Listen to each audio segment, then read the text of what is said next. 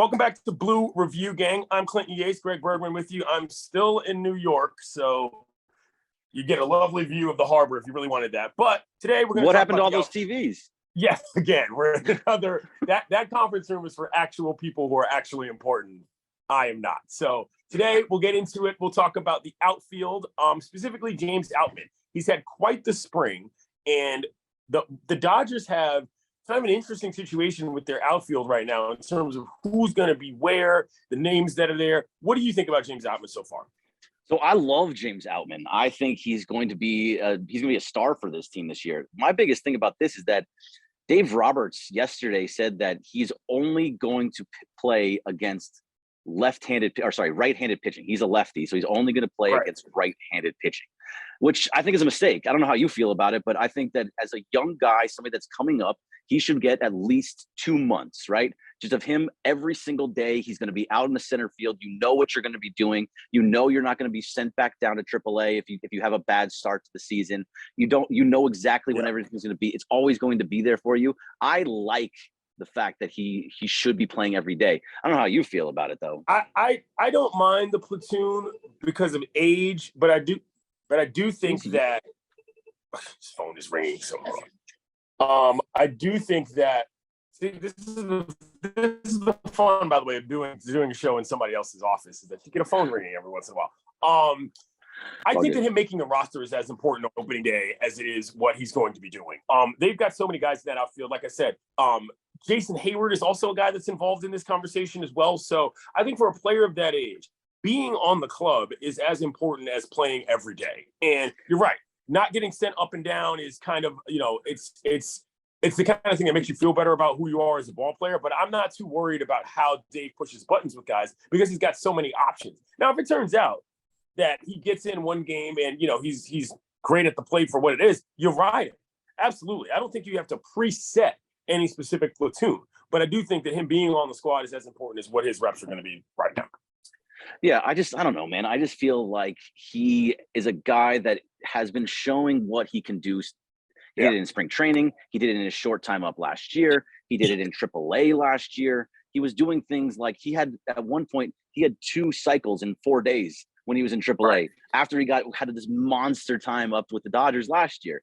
I think he's starting to show who he is. He could jump onto the scene like Cody Bellinger did. Now, I hope he's not Cody Bellinger, but he could jump on the scene like that, be a Rookie of the Year candidate.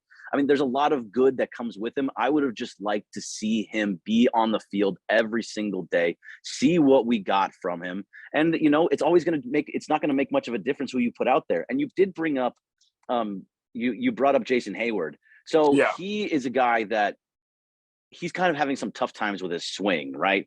So when Mookie, who's supposed to play 40 games at second base, when he slides down into that second base role, maybe you're giving some time off for Vargas or whatever you're doing, he's going to go into right field. So if he says that he's revamped his swing, he says that he's kind of figured out what's going on in his head, hopefully all that stuff works out. But if he can just be the Gold Glove outfielder that he is, that'll save runs, that he'll be just fine in that right field position. Yeah, I mean, I'm not going to lie. I think the Hayward acquisition was arguably a little bit quizzical. You know what I mean? That guy's at the end of his career in a certain way.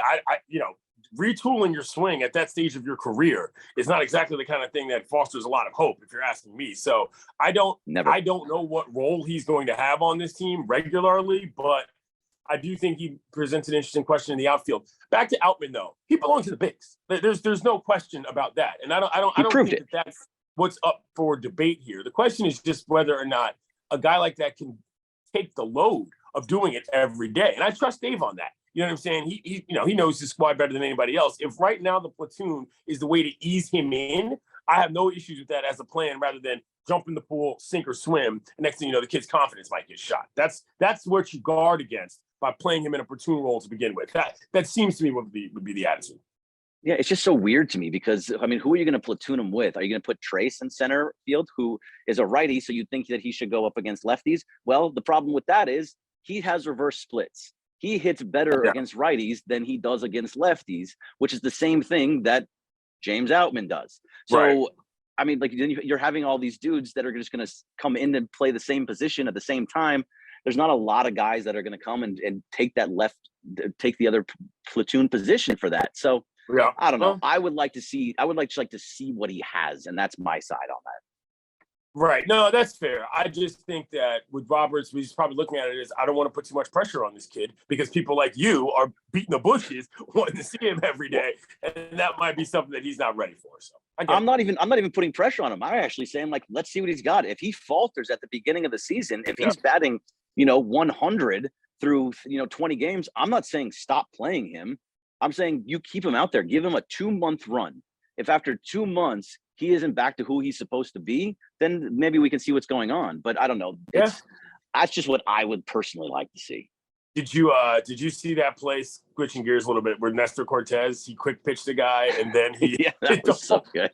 That was hilarious. By the way, though, that second pitch actually would be illegal in regular play because that you can't do that either anymore. So that's going away. So why didn't they call it illegal then? I mean, they're supposed to be calling everything. I think it was just because the way they were going back and forth, he was just like, all right, whatever, I get it. But like, to be talking about what you were talking about, Nestor Cortez, he quick pitched the guy. He got called for the quick pitch, and then because like, all right, fine.